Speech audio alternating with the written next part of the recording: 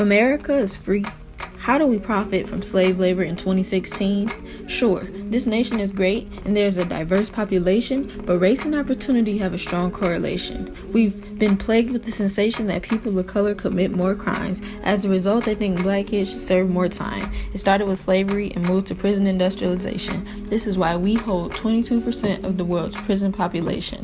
5 times as many whites do drugs, yet the black kids are mislabeled as thugs. They blame it on black crime but ignore white on white. Statistics prove there's no difference in interracial murders, but that's alright.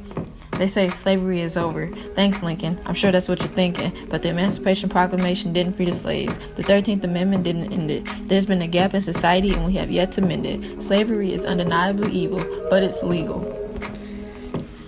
The prison industrial complex took this idea of slavery and made it convex. If you're still trying to understand, it's not complex. Slaves left plantations and entered prisons. Slaves took the surname of their masters. Now, 300 years after, their names have been reduced to numbers. On college campuses, they're merely ballers and runners. When the slave was freed, there were few prospects of hope. He eventually looked for the right to vote. Many obstacles were placed in the way, something to do with his perceived knowledge, race, and his wage.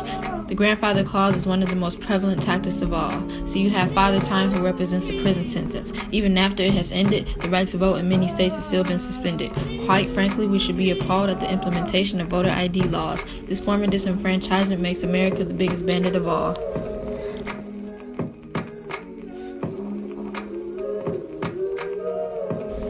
Reagan's administration passed legislation that was racist and it shook the nation. Blacks were penalized without hesitation. The U.S. lacked full contemplation on the legalization of a war on minorities. It created more room for corrupt authorities. He called it war on drugs, but him and Nancy saw it as a way to catch thugs. Reagan wasn't the only president to capitalize on all of the above. Remember, the Clintons advocated for a crime bill to build more prisons and expand sentences? Well, it's time to pause and find a clause that accounts for responsibility and addresses the root cause and restores civility.